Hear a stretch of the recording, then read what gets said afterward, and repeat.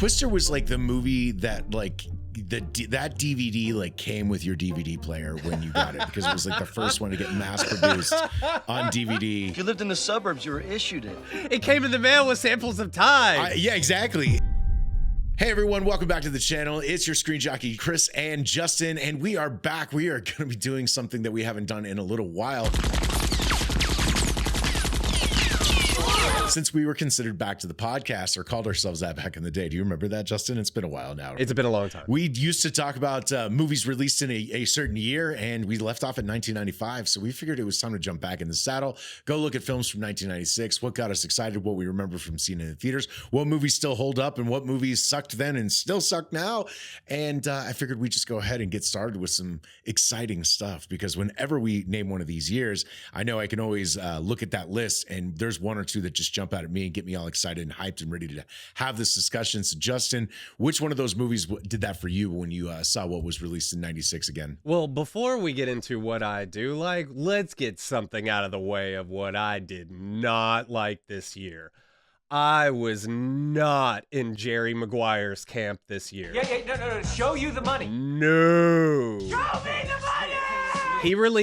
Tommy released two big movies that year. That movie was so huge when it came out. One was Mission Impossible, which I loved. The other was Jerry Maguire, which I hated. Yeah. So let's just get that one out of the way. We might as well. Man, I have a distinct memory with Jerry Maguire as well. My parents wouldn't let me see because of the opening sex scene that happens in the movie. Never! Other than that, the movie's pretty tame. Oh, with Kelly Preston. Yeah, they didn't want me to see it because of that. And then me and some buddies went and rented it from Blockbuster anyway. We were underage, and it's rated R, I'm pretty sure. And I watched it and got to the end of the movie, and my parents like walked in and saw that we had finished watching Jerry Maguire. And they're like, "What did we tell you?" And I was like, "You could have just told me it was a crappy movie, and I would have been not interested whatsoever." And I'm with you, man. This was not for me. It all comes down to casting for me. Oh, yeah? And actually, originally, I don't know if you know this was supposed to be Tom Hanks. I could see that. And because of scheduling got pushed back, he had to move on to something else. And I totally buy that character from Tom Hanks. Mm-hmm. This is the problem with that movie. The character's supposed to be semi-normal, and Tom Cruise is not normal. He's not normal. Whatever he is, which fine, I'm not even judging. I'm just saying, like, he is a man of action. You don't think he needed to live in the rom-com here? Needs to do something and move forward. And this is the same problem with Eyes Wide Shut. When he tries to be just still and exist in a space, it doesn't work. He feels like he's crawling out of his skin to me. Okay. Because he's so full of now, Tom. Of course, Eyes Wide Shut didn't do for his career what Jerry Maguire did. I mean, this one, huge. Tom Cruise, like this movie, women were swooning for him. Oh my God. When this one came out. You complete me. It was a huge hit. This was a mega hit when it came out. Yeah. But I'm with you. This was not my It was film. like the 5th or 6th highest grossing of the year. It was a huge mega hit that year. Yeah, but not Top 10. Not my thing. So Not my thing on either. the complete flip side then, So what that explains then got you excited in the why complete opposite my movie? favorite movie of the year is what it is, and that is Danny Boyle's Trainspotting. Man, that is a great one. I mean, that really stands out. When I was looking at all the films from 96, it was like, man, this is a movie that is done really well, has great story, great heart, great chemistry from the cast, and still holds up today. It's kind of got the markings of a great movie, right? And I was thinking of it recently. I talked to my wife about this. It's almost the opposite coin of Dazed and Confused. 100%. They're both movies that are hinged on their soundtrack. They're both slice of life. They're kind of unstandard slice of life movies more than a traditional, like, you know, hero's journey narrative, that sort of thing. Yeah. It's an ensemble where, like, the weirdness of the characters is often what makes them the most interesting, even if it's maybe not complete or like their story isn't tied up. Yeah. But it shows the, like, what starts with like, ha ha, we're drinking beers and smoking pot and Dazed Confused ends with into, like yeah. Scottish heroin junkies diving into toilets to get their fix, because that's what you do.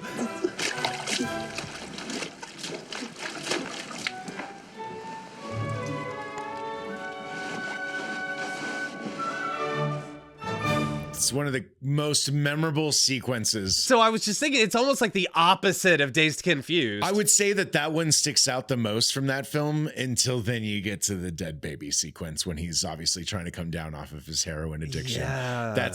That haunted me. That haunted me when I saw that for the first time. That really played with my brain a lot. Now, that movie, I don't have to ask you if it holds up because I've seen it plenty of times since then, and I know it does because it does. But you know what I haven't seen is T2. Did you see Trainspotting 2? I'm pretty sure you worked pretty hard to seek this one out when it was released. I did. But I have not gotten a chance to sit down and watch it. So this is the thing. I went in with my expectations properly where they should be for a sequel to a 20-year-old indie movie sort of thing. Like, I know. Let's be real here. And I'm pretty good at that, I would say. I kind of pride myself of going in with the right expectations. And isn't the original based off of the original is based on a play, right? Irvin Welsh novel. Yeah, and it was a theater production as well. So yeah, it was also it had time to like be a thing, and T2 is a completely its own thing that was fabricated by Danny Boyle and their screenwriter, right? And Irvin Welsh and John Hodge. They all put it together, this story. So this was like a new story, yeah. I loved that movie. That's amazing. For totally different reasons than I loved the original. Mm-hmm. And what I loved about it too is like it's a movie about regret. Right. It's a movie about 20 years later looking back on like the stupid you did when you were young. Okay. And I thought they knocked it out of the park. Yeah. Okay. It's bittersweet. It's poignant. It's sad, but not depressing in quite the same way. Mm-hmm. Like, I feel like it's not for everyone, but they did such a good job for what they attempted to do. I love that movie. Well, I mean, if you're going to make a sequel to a bunch of kids in their 20s doing a bunch of heroin and stuff 20 years later, you can't just make the same movie. Right. These characters have obviously had to move on and lived a different life. And, that it sounds like the correct sequel to make this. That's how I love the way you said that. I mean, that is the sequel you have to put the it. correct sequel. Yeah. It was a correct sequel. Even if it's not everybody's cup of tea, as I was sitting there watching it going like, this is what this movie was supposed to be. I'm so happy that they did it this way. Right. Totally. That's cool. But anyway, Trainspotting was that was one of the first, what I call like the UK exports that I was old enough to kind of like hear rumblings about and then see sort of thing when it came out to rent. Yeah. That was one of the first movies that I would call an export that I sought out and discovered and found and was so blown away because I had never seen a movie like that. Yeah. That I showed it to everyone. That was one of the first movies that I did that with, was Trainspotting. And it holds a very special place in my heart. That's cool. But I will also credit it with saying, of all the drugs I've done, I've never done heroin because of that movie. I didn't need that movie to tell me not to do heroin, but it was definitely a good okay, I get it. Not doing that. burn into your memory core. Whereas I watched Dazed Confused and it was like, I want to smoke pot. Hey, man. Hooper's got a doer about the burn. Are you with us? I want to go drink beers under the moon tower. Autopsy said he had one beer, man. How many did you have? 4. Exactly. Whereas this was like, caution. Gonna do it right this time, gonna get it sorted out, get off it for good. I'm sure I've heard that one before. Warning, noted. Yeah. So 1996, that's what jumps out for me is Trainspotting because it's been a poster on my wall forever. You know what I mean? Like, Yeah. I watch it, it's background. I know it by heart. The book is almost impossible. I don't know if you've read anything by Irvin Welsh, but it's actually written in dialect. That sounds hard. Their accents are already hard enough. I don't think I could read in that accent. That's crazy. But that was a huge one for me. What does 1996, what jumps out for you? So the complete opposite direction of what you just discussed Good. is what jumped out to me. 96 actually holds one of my favorite. It holds a lot of my favorite movies, but this is the one where it's like what we call a remote dropper. If it's on TV, I'm watching it.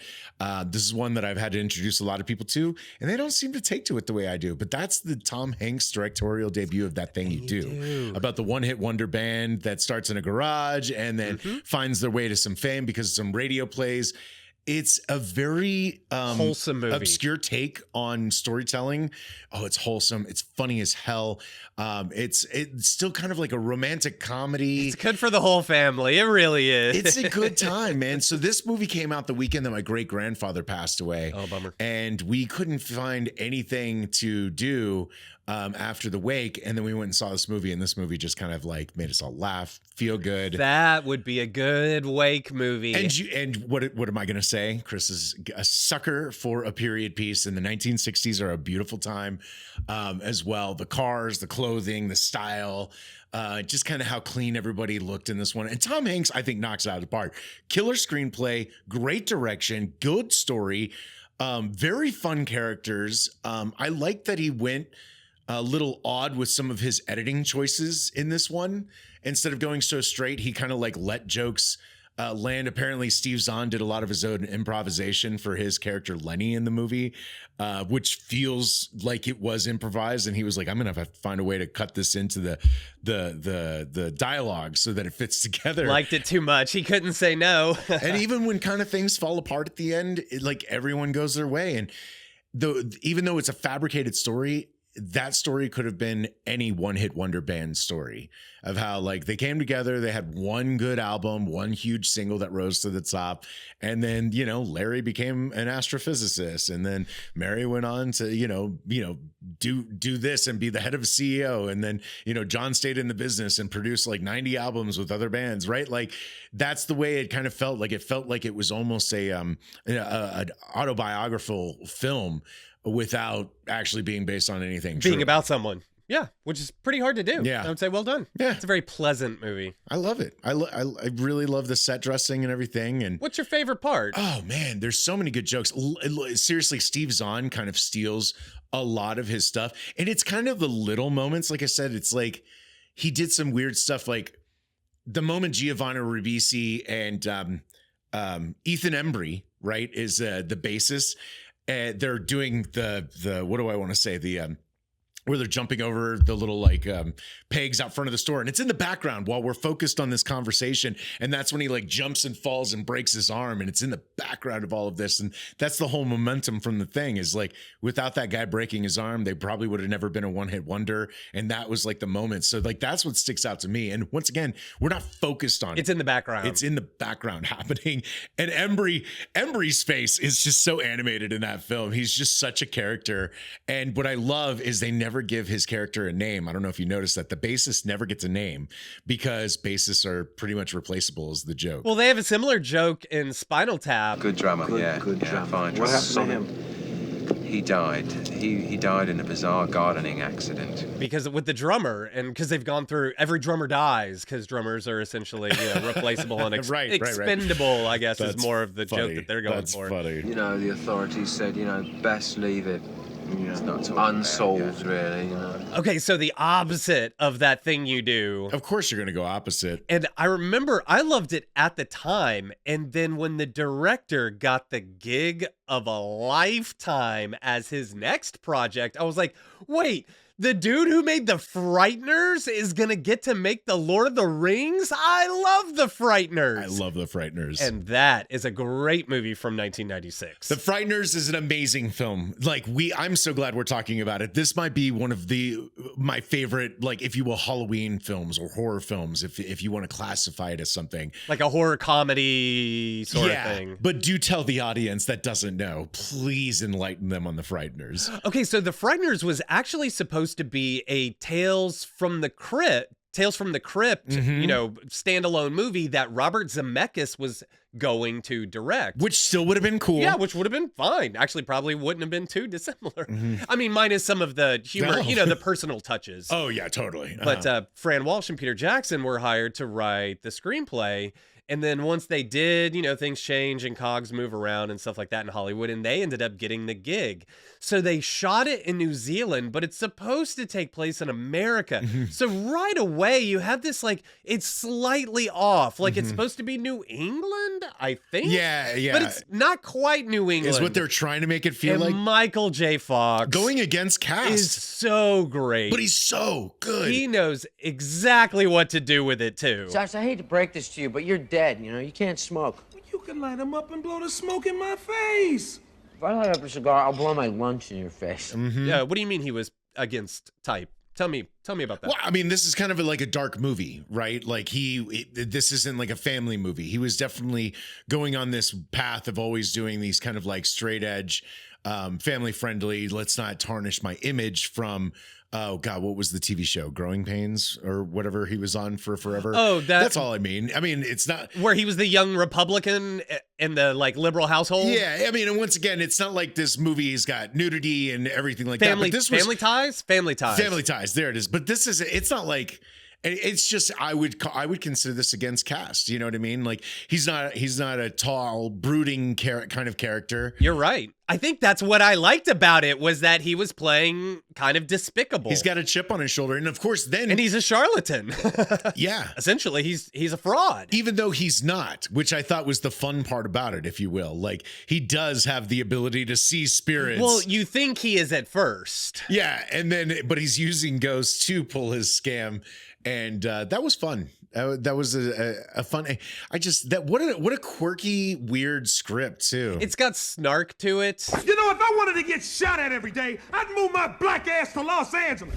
Which is a staple of like Peter Jackson, the humor that we know outside of his Lord of the Rings stuff. Yeah. It ticks a lot of the boxes. And actually, you could say that his movie between Heavenly Creatures and The Frighteners, you could pretty much see the Lord of the Rings come out of those two movies. Yeah, absolutely. And then he's got a small cameo in the movie as well, Peter Jackson. Yes, he does. He's the punk that runs into him in front of the store. Yeah, with all the piercings and stuff. Asshole. It made me think of in Pulp Fiction when he goes, is it the one With all the shit in her face. No, that's Jody. That's my wife. Right? Oh, man. So if you guys don't know, I mean, once again, when they used to make physical copies of things, the cool thing with this one was the hologram. Yes. On the front of the VHS, because that's how old this movie is. And the poster. But they had that as a poster in the movie theater. Yeah. So I remember we were standing in the movie theater and me and my mom, I don't remember what movie we were going to see, but that poster was there. So for like a half an hour, we just kept leaning side to side and watching that face creep through. And we were like, I don't know what the Frighteners are, but we need to go see this movie. And it didn't get a lot of commercial work. The only reason we knew about it was because of that poster. So we made a point to go see it. And of course, this is one of those movies that goes over a lot of people's heads. They can't quite get a grip on it. And we loved it. For a certain type of person, we immediately latch on and we love it. Frighteners, way up there for me. Great recommendation. If you guys have never seen it, heard of it, it's worth a watch, especially, I mean, depending on when you're watching this video, but it's a great Halloween film. Around Halloween, yeah, definitely. Great Halloween film. Check it out. Does that make you think of anything? Well, I mean, we might as well stay on the horror train because this is the year of Scream.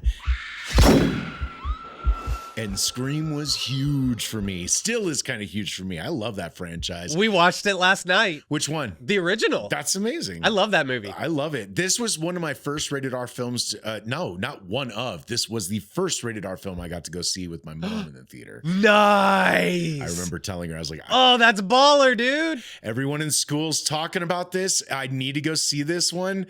And I was like, Mom, you've got to take me. And it scared the out of her. I mean, I've never had a date night at a horror movie with my mom before, so I didn't know what the hell to expect. I'd never really watched a horror movie with her. That's too funny. It's not a thing that we did a lot of. Yeah. And she always had like the plastic acrylic nails. So they were digging into my forearm throughout the majority of this movie. She was not having it. She didn't like the gore, the violence, how scary, intense it was.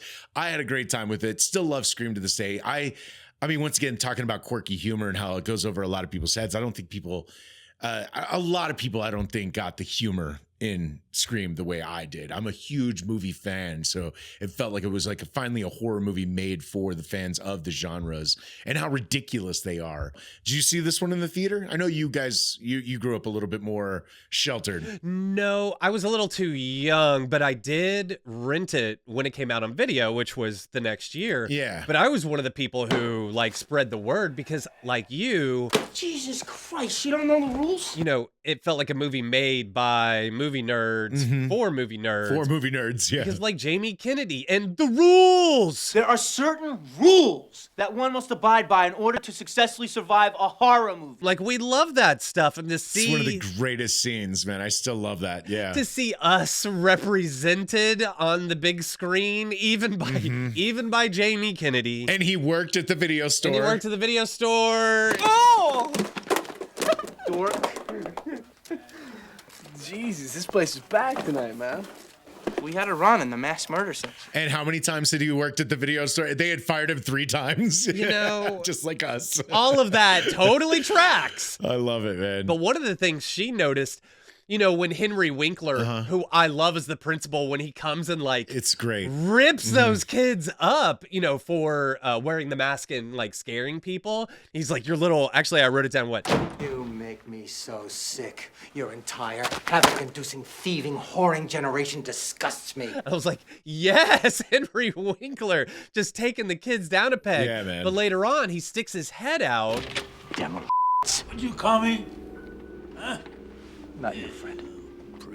And goes back in. And my wife blinked and she goes, wait, was that supposed to be Freddy Krueger? And actually, that was Wes Craven. Wes Craven, right, the director. It was supposed to be the actor that played Freddy, but he couldn't make it for that day. Robert Englund? Right. It was supposed to be Robert Englund, which would have actually been cooler, but instead it was Wes Craven kind of looking similar to him, which is still a great nod. But if they had gotten him to make a little cameo, I think that would have been fun, like a little in joke. The original Scream was my introduction to the Nick Cave song Red Right Hand, which I thought, you know, that's become iconic with the series, right? Isn't that sort of attached to it? That's almost like its theme song. Yes. Yeah, yeah. If you will. Like that is like, that absolutely became the theme song, and they've reused it over and over again. Also, that was a huge sleeper hit that year. It wasn't it had legs and became like the highest grossing horror movie since The Silence of the Lambs. Because of the way that I saw it, because people came to school and said, oh my God, that movie, blah, blah, blah. I can't believe the ending. Da, da, da, da, da. And it was like, I have to go see this. So it was like every weekend, it was like grossing more money, and you know, stayed in theaters for a while, because I didn't see it when it first came out. I saw it weeks after it came out. It was picked up to be Dimension's first release, and Dimension was going to be the horror genre part of the Miramax. And so this was Bob's territory, not Harvey. This was Bob's movie. And so Bob was in charge of Dimension. And this was the first property that they picked up. And he was really hard on Wes Craven, like would just browbeat the out of Wes Craven, who was kind of trying to make a comeback after some flops. Right. So they were kind of giving Wes Craven a shot, and they were not letting him forget it, apparently. Man. And some of the choices that they were making and the way he was shooting it, they thought it was very pedestrian, and no one thought it was going to be what it was. A hit. Yeah. It was originally called Scary Movie. I know. And then Scary Movie, you know, was that. And they're making Scary Movie 6, 7 is about to come out now. Oh my God. They're making a new one with the Wayans. So I don't know if you knew that. Shoot me now. That's happening. Okay. Shoot you now. Scary Movie rocks. Well, so many horror movies to make fun of now. A horror movie that I love that makes me think of, and I've done a video on it. You should go check it out. It's about From Dusk Till Dawn. That came out in 1996. We don't have to spend a whole lot of time on it, but that was such an interesting movie because it switched genres halfway through it, and it started off as like halfway through, yeah, like a rich, you know, like, oh my God, I'm just losing my vocabulary as we speak. Just like a runaway gangster movie or whatever. They're fleeing outlaw. That's the word I was looking for. They've become outlaws. They're fleeing the cops. Keep shooting. Where are you going? And I didn't know what that movie was about. Vampires. And then you're like, what the hell is this? What? Vampires? What? Whoops. And I remember absolutely not knowing what that movie was about when I first saw it, sitting down thinking, oh, I shouldn't be watching this. This is rated R. No one wanted me to see this thing.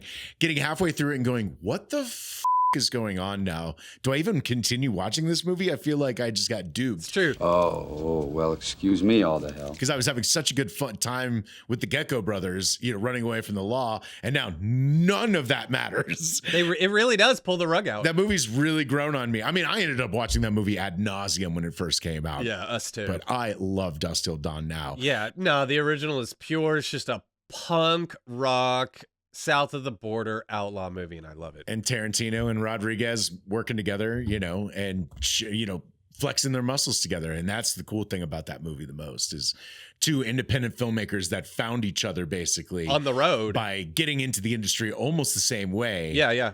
They found each other on the circuit. And then making their own punk rock, you know, very bizarre B-schlock kind of like. It's just a you movie, and it works. I love it. But I'm not gonna lie, I do want to see the first half of that movie finished the way that I want. You know what I mean? Like just the geckos getting away, like, and having their an alternate timeline, big grand shoot. I want to just see that movie. They go to a different bar, yeah, where they never meet vampires. They don't get in.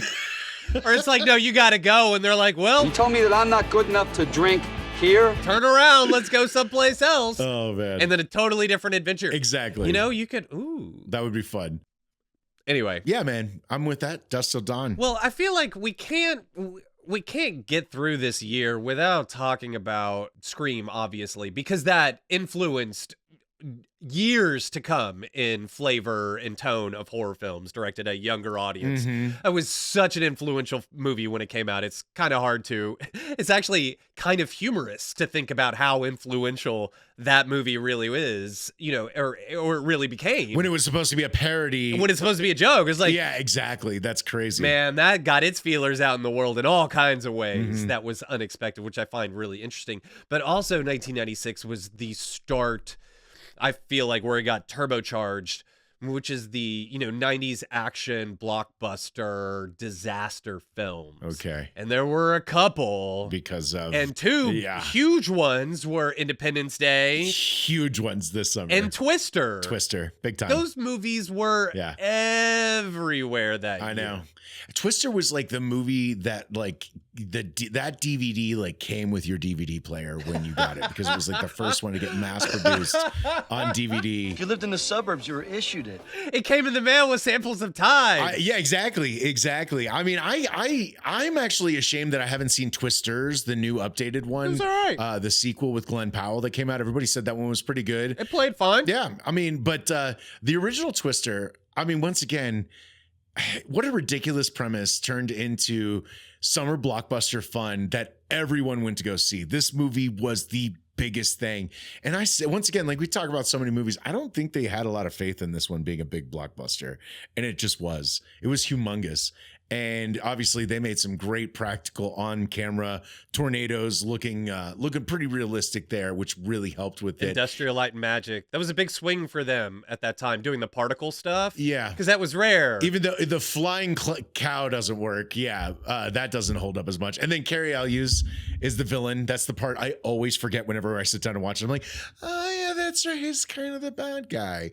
And then they just like murder him mercilessly in that movie. Like, I'm like, I know he was the bad guy, but he really didn't deserve that. Like, you know what I mean? Did you know that was written by Michael Crichton and his wife? They got $2.5 million for that script. I'm not surprised, but I did not know that fact. But it didn't start with a script, though. It actually, the pitch wasn't even written. The pitch was a proof of concept test done by ILM to show like what they could do. You know, a truck getting picked up, that sort of thing.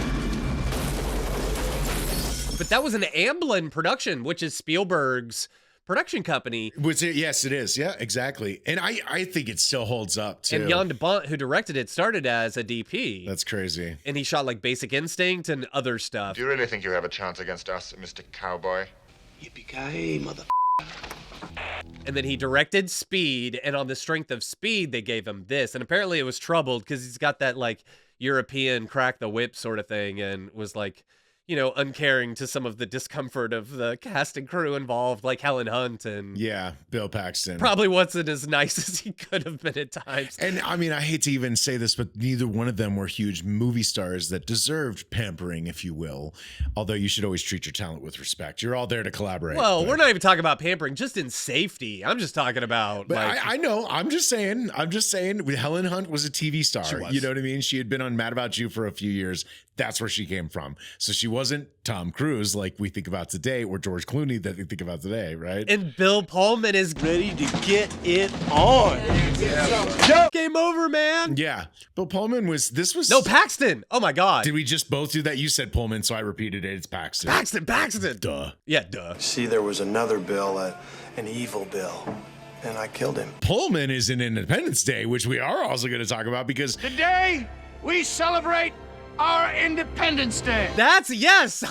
There was a connection. Twister was here, but Independence Day was way. I mean, everyone was talking about that. Everyone and their mother went to go see Independence Day. Why? That's why. It was fun for everyone. And of course, now we live this far in the future, so we've gotten to hear plenty of stories. So I'd like to humor our audience and you if you have not heard Ethan Hawke talk about that movie and how he turned down that project. Have you ever heard that story? No? Okay. Beautiful. Then I have a fun anecdote. Great. So we've all seen the movie, so I don't need to go gushing about the props and the models and the things that they exploded in the beginning of summer blockbuster movies. You get all that. But Ethan Hawke said that they offered him the Will Smith role, like way before Will Smith apparently was in the mix. And he was driving down the highway with a buddy of his in Texas. He's in the passenger seat reading the script, and he gets to the page where he meets the alien and says, "Welcome to Earth." He's like, "This is ridiculous," and he just throws the script out the car. Well, he's a very serious actor, as we all know. He is a very serious actor, and he just doesn't like to have a lot of fun with this stuff. And I can see him reading it and being like, "What is this horse?" This is, but they go to the theater, and of course he's like, we get to the scene, and That's what I call a close encounter. and he's like, the theater roars. It just erupts into this like madness. I made a mistake. and he's just like slinking. I made a down into mistake. the sheet. Yeah, made a huge mistake. Now, granted, knowing that. I love Ethan Hawke, but would it have even been the same movie without that energy from Will Smith? At the time, Will Smith was a rock star. It feels like that movie What do you think? Checkmate. was like a perfect storm. It was the correct year, the correct cast at the correct time in their, career paths. I picked a hell of a day to quit drinking. Jeff Goldblum was huge after Jurassic Park for this. That's not entirely accurate. What? Which part? But I love this movie. It still holds up. It's still fun today. Randy Quaid, when he flies his plane, which is the most ridiculous thing. All right, you alien assholes. Up, I was shaking my head going, oh my God, what is going on? Yeah, it just loses their mind, man. I know. That's one of the things I miss about going to the movie theater, seeing a summer blockbuster like that, was just the energy of also the crowd and having a moment like that. Hello, boys! Wasn't going to happen on the couch in my living room while I watch it alone. I'm back! Talk about eruption, the theater erupted. But yeah, I mean, that did start it, because then Roland Emmerich was like, oh, just go make more of those. And then that became his like MO from then on. Day After Tomorrow and 2012 and Ice Age. Wait, no. Hasn't really made a lot of like the same kind of good ones since then. Independence Day. But he did Stargate. Still holds that special place because it was this great. Did you like Stargate, memory. his movie before this? Stargate was great when I was a kid. It was a great fantasy thing, but it just hasn't lived up to my memories as an adult. So there's two dark movies I want to talk about this year and get your thoughts on. And one of them, it was my introduction to Terry Gilliam, and that's 12 Monkeys. And the other one is the Coen brothers' Fargo. Fuck yeah. And I kind of put those two kind of together tonally, you know what I mean? Yeah, we'll call Fargo a dark movie, if you will. They're both winter, they're both bleak and white. Yeah. I mean, obviously, they're Terry Gilliam, the way he makes movies, and the Coen brothers, like totally different tonally. Very different. But 12 Monkeys, man, I have a distinct memory. Very different movies. In fact, the making of 12 Monkeys was one of the first ones I ever saw that I remember like really watching. That's crazy. Yeah. Like the featurette. Yeah. That came with it. Sure. I thought it was... I don't know what you want to know, but I love both of these movies. Okay. 12 Monkeys, I think, is something that I've enjoyed more and more as time has gone on. Mm-hmm. I enjoy the weirdness. There's something to Terry Gilliam's style. I wouldn't call it similar to Tim Burton, but that he's got this distinct style that when I see it, I'm like enjoying it. Yeah. Just like how Tim Burton's got that distinct style that when like almost 50% of my enjoyment of Edward Scissorhands is the aesthetic, not just the movie itself, right? Sure. So there's something to 12 Monkeys, especially in the dystopian future that Bruce Willis travels back from the past from. Yeah. That is really unique. And it was the first movie that kind of like blew my mind. Cool. When I understood the ending. I was like really young, and I was like, I think I figured something out. But it tracked. You tracked it. Yeah. Yeah. I like that movie. I never saw the show, right? They did a 12 Monkeys show that was highly received. But I never saw that. But the movie, I love. I think Bruce Willis, this was a great role for him as well. Mm-hmm. Really showcasing his acting chops rather than action chops. And then, of course, this couldn't have been the smartest thing that Brad Pitt has ever done with his career, was taking this role and showcasing that he wasn't just a pretty face, right? I can help you. You want me to, don't you?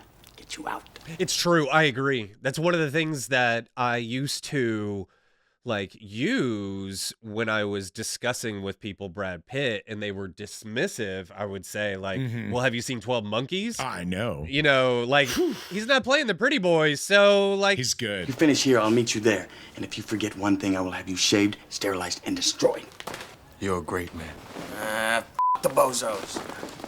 Anyway, I used to use it in defense of Brad Pitt at that time when He's seriously crazy. you know, sometimes he needed to in the early stages against, you know, accusations of lack of talent and a pretty face. I'm glad you brought this one up. I haven't gotten a chance to talk about 12 Monkeys with a lot of people. I was one of those weird kids that when this came out, I watched this movie over and over again, and I guarantee no one my age was watching 12 Monkeys. So, me too. You know, and then I grew up on Time Bandits, so I think there's something once again with Terry Gilliam that resonated visually with me that felt similar. I got you. And I'd seen Holy Grail. Yeah. I mean, I know he didn't direct that. It's not really a Terry Gilliam production. Time Bandits definitely is. I did not know that he was part of Monty Python at that time. No, I didn't understand that either. But Time Bandits is, yeah, I didn't grow up with Time Bandits. I did. My dad loved Monty Python, obviously, and then introduced me to Terry Gilliam and Time Bandits. Now, granted, we don't have to go down this rabbit hole, but Time Bandits does not hold up today. I tried rewatching that as an adult, and I'm like, this doesn't work. But as a kid, and the fantastical adventure that they're on, and the weirdness that, once again, Terry Gilliam brings to the lens, you feel like you're watching something you shouldn't be watching, and you're having a fun time. Very never-ending story kind of feeling to that movie. But anyway, I digress. 12 Monkeys is amazing. And then Fargo, I don't remember from this early. I don't think I watched Fargo for a long while, but obviously once I sat down and watched it, mind was blown. And I can give it to you with a heck of a sealant. This True Coat stuff, it'll keep the salt off. Yeah, I don't need no sealant though. Yeah, you don't need that. And then for a long time it was, hey, it's that guy from Fargo whenever I saw William H. Macy. Now, we had a deal here. A deal's a deal. Is it, Jerry? You asked those three poor souls up in Brainerd if a deal's a deal. Go ahead, ask them. The heck do you mean? The heck you mean? And anything else. Hey, it's that guy from Fargo. It's the Fargo guy. That's all I knew him as for a long time.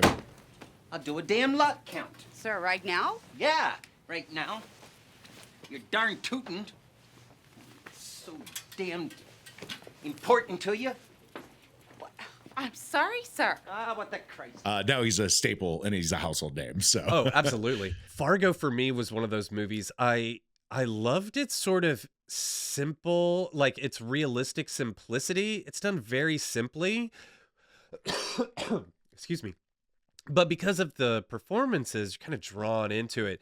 And you watch Frances McDormand like shine as she tries to figure this out. Oh God, she's so amazing. And you kind of watch William H. Macy just dig his own hole deeper and deeper. And then I don't remember anything before this that hit me the way that like putting someone in the wood chipper. I was like, holy shit, that is amazing. I cannot believe that they're doing this. And it was hilarious, but you like laugh out of. Can we just be honest though? What's even more amazing and makes it funnier is when he can't hear them because the wood chipper's so fucking loud. Right? So he's over there doing a grotesque thing. And if you remember, they walk up and they're like, excuse me. Like, and she's trying to call. Yeah, she's calling to him. There's something to that. Like in a normal movie, the villain would just start running and like notice him. And there was just something very real to the time and place where they put the movie, the way those characters felt like they were trying to get away with this like big scheme and like they were big time. But it's like, dude, you guys are small time. And that's why you're in this small town. And that's why you suck at what you do. And Frances McDormand, I mean, she did win an Oscar for this movie. Didn't we talk about that? She did. It is impossible to maintain one's composure in this situation. So deservedly. She is amazing. I believe every word that comes out of her mouth. I believe that character exists. I believe that character is a retired law enforcement lady now still living in that city. Like we watched a documentary. She just nailed that character so well. I feel like she knew every detail about that character's life and brought it to screen. It's amazing watching an actor do stuff like that. I love how at the beginning it says it's based on a true story, but it's totally not. It's not. And they've given different stories about like, well, is it or isn't it over the years? And finally now it's been long enough. They're like, no, it wasn't true. No. But I liked the idea of the explanation that Joel gave was that he was like, we thought people would buy it, would buy the extremeness of the situation if they thought it was real, as opposed to just somebody making up, and they'd be like, that would never happen. But if you go into it thinking this did happen, it was based on a true story. As things progress, you just get into it more and more because you're like, oh my God, how much further did this actually go? Because you keep thinking it happened. I thought that was smart. It's a good one, man. Can't really get away with it that often, but love Fargo. Yeah. But that's what put the Coen brothers on the map for me. And then they put out The Big Lebowski, which we'll talk about when we do 97. That's one of my favorite movies. Yeah, well, you know, that's just like your opinion, man. Oh, yeah, but I was already into Raising Arizona at this point. I wasn't yet. Yeah. My parents loved Raising Arizona. This was actually my introduction to the Coens. My parents loved Raising Arizona, so I watched that movie on repeat. And that movie makes no sense. It's strange when you're as young as I was when I was watching it. Yeah. We haven't even like gotten through the tip of the iceberg for this list. So I think we need to do some rapid fire recommendations. Oh my God, yes. And stuff like that, and just do a couple of things because there's a lot. There's so many more I need to talk about, but we also can't take another hour here. Okay. So I'm just going to change the tone from what we were doing and go with another crime movie a little bit. Okay. But this is the year that Set It Off came out. This is a movie that I recommend over and over again. Jada Pinkett, Queen Latifah, Vivica A. Fox, and Kimberly Elise. So I remember it. Yeah. 4 black women that are doing like custodial work, hate their lives, come up with a plan to do this huge bank heist, and it's fire. They're all amazing. This was when Queen Latifah was making her jump from music into acting, and I think it was well-deserved performance by her. I mean, I think she was well cast. And she's had a pretty stellar career since then, honestly. This was one of those ones. I think it's just an underrated heist movie. And I know a lot of people that like bank heist movies and stuff like crime movies like that. This is a good one. Great pacing, good action, and a amazing ending. I don't know if you got any thoughts on Set It Off. If you like it, love it. I haven't seen it. What? No. All right. Well, that's why we had to get to it today. I remember it. Yeah. Man. I've seen this movie a number of times. So Justin, I can't believe you haven't seen it. Okay, cool. If you guys have never seen Set It Off and you want to have fun watching a bank heist movie, it's a good one. Okay, so I have a crime movie. Rapid fire. And that is the Jerry Bruckheimer, Don Simpson produced The Rock. Oh, yeah, The Rock. Directed by Michael Bay. I can't believe we didn't get to that faster, but yes, The Rock. What do you say we cut the chit-chat?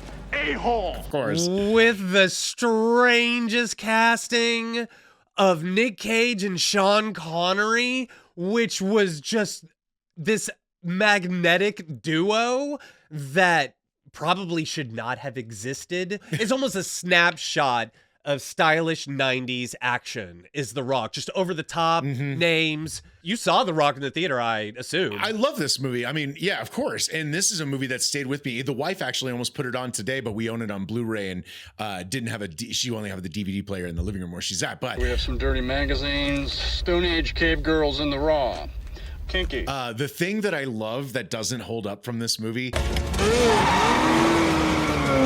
is the car chase scene. You can totally tell that they obviously just put a camera and some lights up in a studio. And those actors are just doing this while they're having that big chase sequence through the city. Through San Francisco at the beginning? Yeah. Now as an adult, man, when they do that, whenever they cut to Sean Connery and Nick Cage, it's so obvious that they're not driving anywhere or doing anything. I gotcha. Because we make action movies totally differently now. We do. But it's great. But anyway, if you want to know what I love The Rock. A 90s action movie is, watch The Rock. Holy It's The Rock. All right. 100%, man. Well, damn. Now you. I don't have anything as like hyped as The Rock from this year. Oh, I still got some like... The Long Kiss Goodnight, I think, is an amazing action movie. We jumped out of a building. Yes, it was very exciting. Tomorrow we go to the zoo.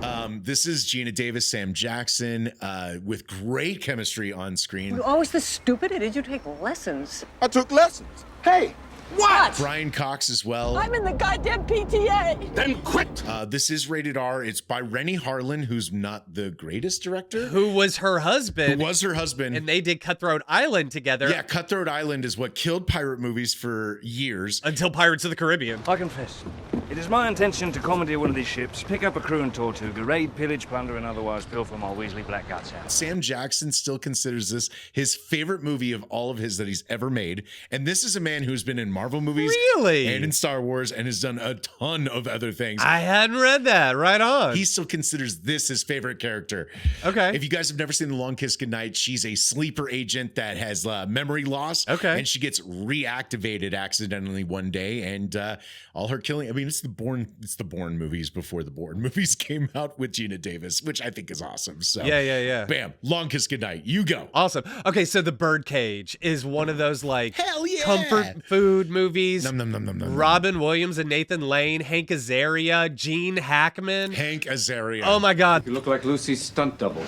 No, I'm a combination of Lucy and Ricky. And it's terrifying. I love that. Even as a child, I was one of those people, like, I would watch that movie by myself just because I thought it was hilarious. Absolutely. But we went and saw that in the theater. Did you? Oh, nice. It hasn't aged the greatest. Yeah, it hasn't aged the greatest because the topic of, gay marriage and stuff, that was the agenda in the 90s and stuff. Oh, but right. What does hold up is the comedy, obviously. The comedy, really, yeah. The passion that they had to create real characters instead of stereotypes. I loved it. Yeah, absolutely. That was one. I don't have a whole lot to say about it, but that's just a total comfort food, movie from 1996. Oh, man, the one thing I have to say about it that still I love is the outtake that's in the movie where they're in the thing and he's making the soup. And he falls. It's a total blooper. And you can even see Robin Williams trying to, not break. It's a nightmare.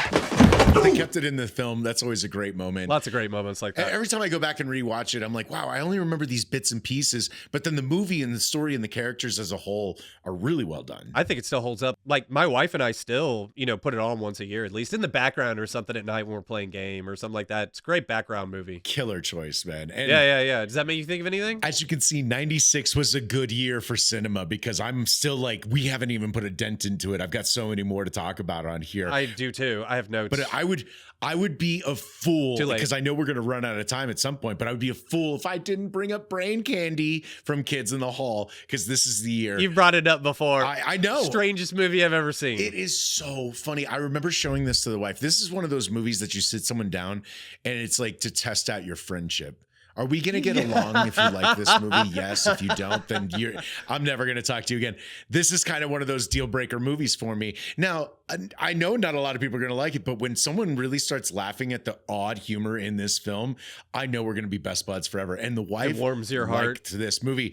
And I mean, Justin, you and I, we've been talking for a while. I love absurd humor. I just love it. I kind of like it when it just tickles me in the right way. And this is one of those films that even though it's got a running thing, and they still have broken up segments, it plays really well for being kind of like a sketch movie. And I really enjoyed the five guys and all the characters that they put into it. Did I get you to watch this one or did you see it before we had met? I can't remember your history with this one. I saw it at the time, and I knew Kids in the Hall from my sister because she was a fan of the show. I love the show. And I remember watching the movie and being like, is this a movie? Like, what even is this? It did not go over well with me at the time. I don't know how it would play. Actually, I would probably be more like, I would have more context now and probably be amused by what they were doing at the time. I would probably still think it was a bad idea, but I would probably be more forgiving of the execution. But I think you're the only person I've ever met that was like, I love Brain Candy. I'm like, hot damn. Well done. I do. And I mean, once again, growing up on SNL and knowing Lorne Michaels and knowing a lot of history, a lot of what they're parodying is a lot of behind the scenes of that. So I guess by knowing a little bit of the inside, you get some of the in-jokes. Well, how is that? It's so niche. I know. So niche. The guy that runs Big Pharma is a complete parody of Lorne Michaels. Okay. That's what the impersonation he's doing is straight Lorne Michaels. It pretty much is. Yeah. Everyone that has worked at SNL has their own impersonation of him. So he's one of the most impersonated people I could think of. Well, it doesn't help that you surround yourself with impersonators. Oh, exactly. Yeah. People who that's exactly what they do. Hundreds of impersonators. Yeah, exactly. They're bread and butter, and you wonder why. If that guy worked at a grocery store and had no friends in comedy, we wouldn't know that. Everybody wants to make fun of the boss. Yeah. So that's an obscure one. I wanted to throw that out there. there. Just a weird recommendation for those of you that have weird senses of humor. We'll talk about a weird one was Mars Attacks. You just put out a thing about Mars Attacks, didn't you? Yeah. I saw that in the theater and I haven't seen it since. Oh, you haven't? Oh man, what a but that's also a disaster movie, right? Like Independence Day. It is. It's like the flip side of Independence Day. It is. And and I enjoyed it thoroughly, man. I mean, once again, it's got Michael J. Fox in There's it. everybody in who we it. were just talking about in the Frighteners, and then Sarah Jessica Parker, Pierce Brosnan. So it was like this huge list of actors. Jack Nicholson playing 2 different characters. He wanted to play all the characters, I heard. Yeah, there was some weird stuff happening, and of course, we all love Tim Burton, but this was one of those times where a director finally got enough power to do something that he wanted, and the studio was like, fine, go ahead. And then they were instantly regretting that decision once the movie came out. I enjoyed this movie. What did you think? Well, they were also prepping Ed Wood, so he was like knee deep in Plan 9 from outer space. And so it was kind of a natural extension. Like, hey, I'm going to do, an Ed Wood movie before I make a movie about Ed Wood. And that's essentially what it is, an Ed Wood. It's supposed to be a schlock 70s disaster movie. Yeah. And what you get is a schlock 70s disaster movie. And even in the theater, I was like, but I love it. This is just not funny. Oh, damn. And I haven't seen it since. That sucks. I don't know how it would play now. Don't get me wrong. When it comes to Mars Attacks, it's not like, guys, this is one of my favorite movies of all time. If you haven't seen it, you're dead to me. This is a weird one. It's not for everyone. It's for no one. But I enjoyed it. It kind of flopped, didn't it? Yes. Oh, it flopped hard. Yes, absolutely. I did go. I was like you. I saw it like opening weekend. Because I wasn't the only one. No, it fell off. That's why did they even make a video game based on it? And that's why I covered it, because that's that unusual. It was originally a trading card. Man, you're scraping the barrel for ideas. No, it was from the tops from the 60s. Yeah. Yikes. But Mars Attacks is going to be out on PC, and it looks like fun. Amusement park building for aliens. Yeah. Anyway, so is there anything else you want to throw out there before we call this one and talk about 1996 another time? So one other comedy that's obviously obscure, a little raunchy, not everyone's cup of tea, but it's Kingpin. That came out this year as well. Kingpin is the raunchiest comedy I think I have ever seen in my life, and I can't help but giggle. And Bill Murray's like the worst character ever. What's the story behind this pending paternity suit against you? Oh, that's not a case at all. The woman's a stone-faced liar. Let's not even talk about that. I pulled out her really early on that one. And I love him to death. What is up with that? The last time we talked about Kingpin, I made some shorts from it. They did not do well. People do not like Woody Harrelson vomiting into the toilet, so I'm going to refrain from doing it this time. That's a disgusting clip, dude. Nobody likes that part, but I think that post-coital vomiting scene is, while she's smoking a cigarette, is probably the funniest thing I've ever seen on film. Uh-huh. And then him reliving it in his mind with her in the rearview mirror. Like, it's pretty amazing. It's the raunchiest comedy I have ever seen in my life, and I laugh so much at that movie. Bill Murray's amazing hair at the end. And apparently he ad-libbed every piece of dialogue in that movie. Bill Murray didn't have any script. Yeah, not you. You. Hi. Not you. Hi. Despicable human being in that movie. So let's do rapid fire. 5 more movies that you would love to recommend that we didn't get to. Okay, Primal Fear. That's what introduced us to Edward Norton. Very nice. Great. Swingers. I can't believe we didn't get to talk about that. It's what introduced us to Favreau, Vince Vaughn. Yes. Ron Livingston. Mm-hmm. Okay, Broken Arrow. Christian Slater. Yep. I had that on Letterboxd VHS. There's just something about it. It's not great, but it's popcorn fun. The things I liked about it outweighed the things I disliked about it. Mm-hmm. Christian Slater, I love Christian Slater. Anyway, yeah. Kingpin would have been one of them. Okay. Beavis and Butthead Do America was the first movie I ever got stoned and saw in the theater. Wow. Okay. That was my first theater experience on that. Yeah, that was an interesting one. Let's see. That's all I really. Okay. Yeah. What about you? What do you got? Okay. For me, Ransom. That came out this year. Mel Gibson, Rene Russo, Ron Howard. They get their kid kidnapped and held for ransom, and I just think it's a great suspenseful thriller. Really, really well done. This is the year of Multiplicity as well. One of my favorite Michael Keaton movies, not to mention one of my favorite Harold Ramis directed films as well. I thought that was 95. It says it was 96. Okay. So I just think that this is a killer movie, and they were really pushing the boundaries of what they could do with visual effects at the time. Yeah. And I thought they pulled it off. We did briefly mention it, but we didn't talk about it. Mission Impossible, the Brian De Palma one. Hated this movie in the theater. Have grown to really love it. I love it. Really grown to love it over the years. Did not like it when I saw it in the theater. Right. This is the year of Matilda. We didn't talk about Matilda. Danny DeVito directed that one. Such an amazing movie. We just watched that recently. And then definitely number 5, random one, another Bill Murray movie, but actually a really heartfelt Bill Murray movie came out this year called Larger Than Life, where he inherits the elephant from his father. And he has to like track across America with the elephant and get him to a destination. Wow. I didn't see that one. If you've never seen Larger Than Life, Matthew McConaughey, really early in his career is in this as well. Okay. And Bill Murray claims that it's one of his favorite movies that he's ever made all time in his filmography. Oh, cool. Working with the elephant, he said, was one of the coolest experiences. So right on. There you go. Larger Than Life is my 5th one for recommendations. There's so many more movies, obviously, to talk about from 1996, but I think I've run out of tape, if that's even a thing anymore on my cameras. So yeah, me too. I'm running low on everything. I'm just glad we got a chance to do this again. Yeah, me too. It's been a minute since we got together and just bullshitted about our favorite movies, especially from a particular year. Guys, I hope this has inspired some nostalgia for you. What was your favorite movie that we talked about? What did we forget to talk about? Go ahead and drop it in the comments below. Let us know.